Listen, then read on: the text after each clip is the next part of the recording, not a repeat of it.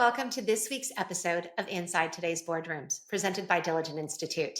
I'm your host, Lisa Edwards, Executive Chair of Diligent Institute.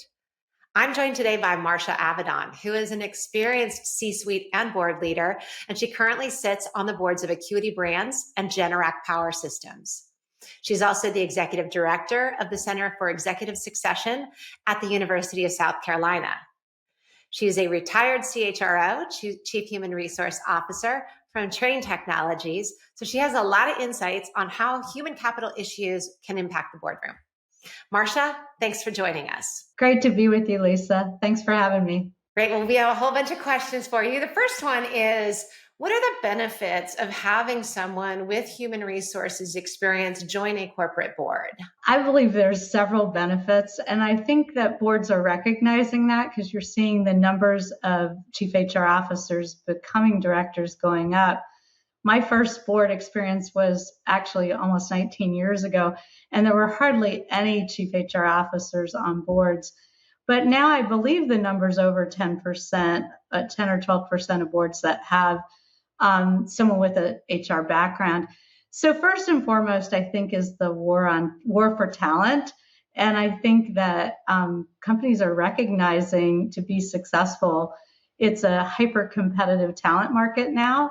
And having someone on a board who can help management think through those critical strategic talent challenges, both attraction as well as retention, would be my first answer of the benefit of having an HR executive as a director.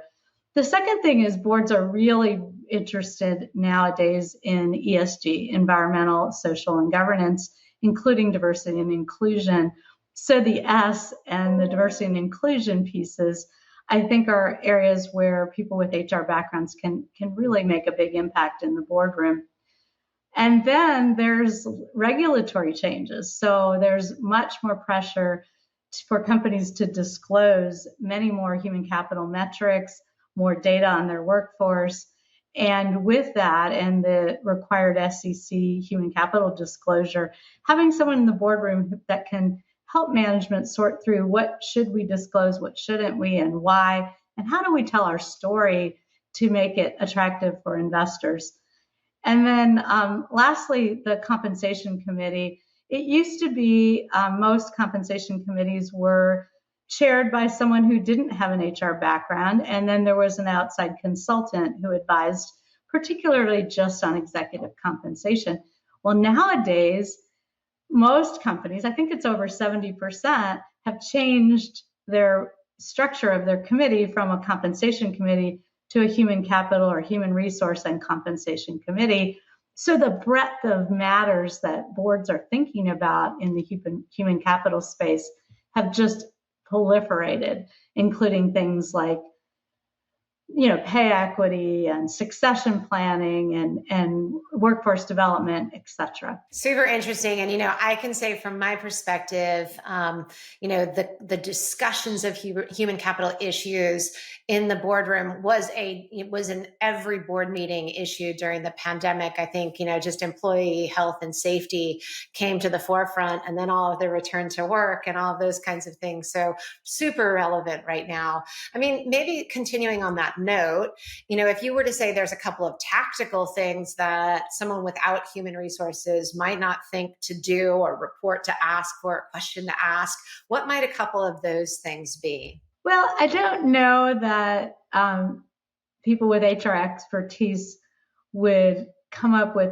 very different topics, but the depth of the discussion and the types of detailed questions that a chief HR officer might ask that another business person might not ask on any of the topics, and even how they view the metrics and, what's good. If you've studied that and thought about that your whole career and managed large organizations thinking about human capital, you would have a different lens on, what the particular board is hearing or seeing. And I've had other fellow directors say to me, wow, those are really good questions. I don't know if I would have looked at it quite that way, right? So, and then the second thing I think is very nice is that often you're an advisor to the CEO and other people in the C-suite not in your official fiduciary responsibility as a director, but just to have another perspective on the talent challenges, the culture challenges, and even just an example. Recently, one of the CEOs for one of the two boards I'm on called, and they were doing some restructuring, and they just wanted to talk through different approaches that they might consider. So that would be an example where they might not call another director and bounce that off of them. But just like having a financial expert when there's something maybe more complex or difficult, a labor issue, a reorganization, even integration of different companies if it's an acquisitive company, that cultural or social part of the integration is always a big challenge. So those would be examples where I think an HR background is just another advisor to the board and to the management team and CEO. But I do want to emphasize, Lisa, that CHROs have to be broad business people to be great directors, and you have a specialty in human resources, but you really do have to contribute broadly, just like all the other directors. Yeah, that's a great point. And, it's like everything else. Getting a technology person on the board might be really important these days, but it can't be so narrow that you can't pull up and look strategically. So maybe on that note, if there are CHROs listening, what can CHROs do to get board ready, both in terms of how they step up their game when they report to the board and also, just making them more appealing candidates? Yeah, so one of the search firms talks about CHRO plus. So I advise CHROs to think of their role really broadly. I had a good fortune having been in that role for 18 years that I, over the years, had other responsibilities, corporate marketing, communications, government affairs. And I participated in all the strategic discussions with my companies. And I think I was seen as a broad executive helping run the company who also had some functional responsibilities. So my first piece of advice is be a CHRO plus if you're in that role. The second thing is make sure you're interacting with your own board on the most strategic talent matters, the most strategically important culture matters, succession planning. Make sure you're guiding and leading those conversations with the board and being a great resource to them on both CEO succession, but all of the C-suite. Those would be the opportunity areas. Contribute more than just HR, work closely with your board, even be involved with board recruiting. I was surprised to find there's some CHROs that are not involved with board recruiting. I always was, and it's a great way to build a relationship with the new directors.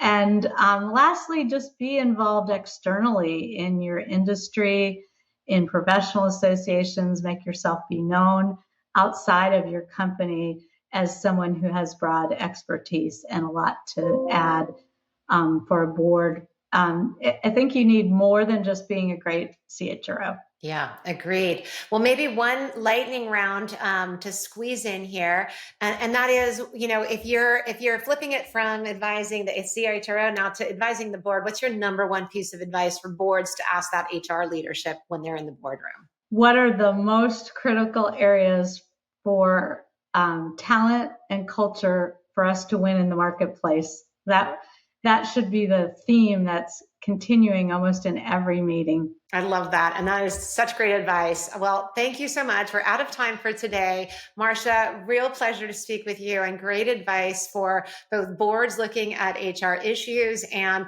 aspiring HR people trying to get on boards. Everyone, we'll see you next week for another episode of Inside Today's Boardroom from Diligent Institute. Thanks, everyone. Thanks, Lisa.